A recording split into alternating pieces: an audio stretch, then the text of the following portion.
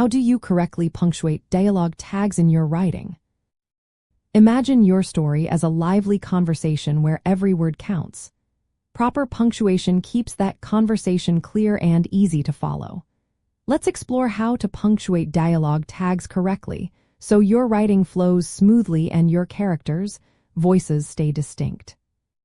When a dialogue tag comes before the spoken words, you need to place a comma immediately after the tag. Then, start the quotation with an opening quotation mark and capitalize the first word of what's spoken. The sentence ends with a punctuation mark like a period, question mark, or exclamation mark inside the closing quotation mark.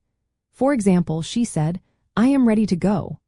Notice how the comma follows the tag, and the speech begins with a capital letter.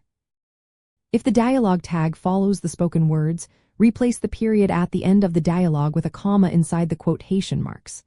The tag begins with a lowercase letter unless it's a proper noun or the pronoun I. For example, "Are you coming?" he asked. If the sentence ends with a question mark or exclamation point, keep that punctuation inside the quotes and do not add a comma. For example, "Watch out," she shouted. This keeps the tone clear and the sentence correct. Sometimes a dialogue is interrupted by a tag in the middle of a sentence.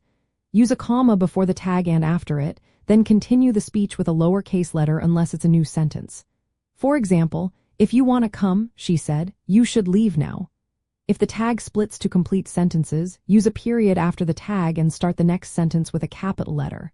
For example, "I will help you," he said. "Just ask." Special cases include when the dialogue ends with an ellipsis or dash. Do not add a comma after the dialogue in these cases. For example, "I am not sure," she whispered. The punctuation inside the quote stays as it is, and the tag follows directly afterward. In American English, double quotation marks are standard for dialogue. British English often uses single quotation marks. Be consistent with your choice throughout your story. If a character quotes someone else, switch the style of quotation marks for the internal quote. For example, she said, "He told me, meet me at the park." Action beats are a great way to show who is speaking without always using tags.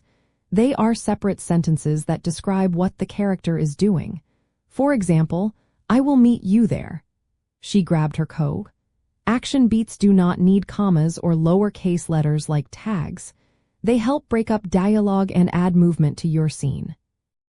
Varying where you place dialogue tags and action beats keeps your story lively and engaging. Proper placement controls the rhythm and makes your scenes easier to read. If it's unclear who is speaking, add a tag or action. If two characters are talking and it's obvious who is speaking, you can sometimes skip the tag, but always prioritize clarity. Avoid common mistakes like placing periods outside quotation marks when a tag follows or capitalizing the first word of a tag after a question mark or exclamation point. Also, steer clear of overusing adverbs in tags. Instead of saying, "She said happily," show her happiness through her actions or tone. Remember to start a new paragraph whenever the speaker changes to keep your dialogue organized. Mastering dialogue punctuation is a key step in making your characters' voices clear and your story easy to follow. Practice these rules, read your dialogue aloud, and revise for clarity and flow. When you get comfortable with these basics, your writing will feel more natural, and your stories will come alive with well-punctuated conversations.